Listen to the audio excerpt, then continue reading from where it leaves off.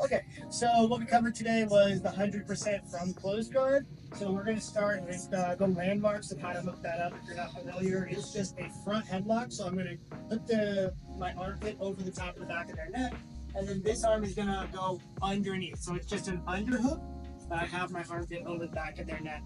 From here, I can hook my hands up however I want, but the main thing that I want to make sure is that I'm pulling the back of their shoulder into my chest like this. So whichever grip I use, it's this connection that's really important. And then with my body, I'm actually pushing their head further between our bodies. So after you make this connection, you can get the sweep pretty easily just by lifting on the shoulder, pushing their head, and just falling to your side. That's pretty easy to get them over into mouth. However, a common barrier is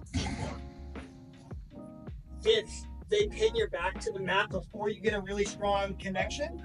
So from here, it's going to be really difficult to get this sweep. They're going to have a lot of shoulder mobility here and the height. It's going to make it challenging. So we can swing around here.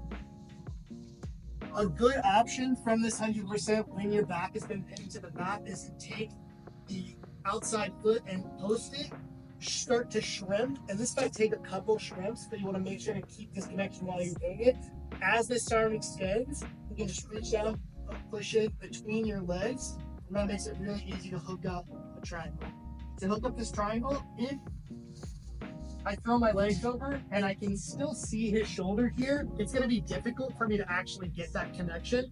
So I want to make sure to push that shoulder down, really get my hips up onto his neck, and pull his arm up to make the smallest object possible to get my legs around. Then it should be pretty easy to pull my foot up into his armpit and then cross my triangle over. If I end up here, I'm actually going to reach down and grab the bottom of my foot, pull it up into my knee pit, and then lock the triangle. To finish the triangle from here, I can take the back of his arm, his tricep, I can back heel with this bottom foot. So I'm pulling that heel in as I pull his arm and extend my hips at the same time to get the finish. Triangle, and let's say that when you catch it, you're up high.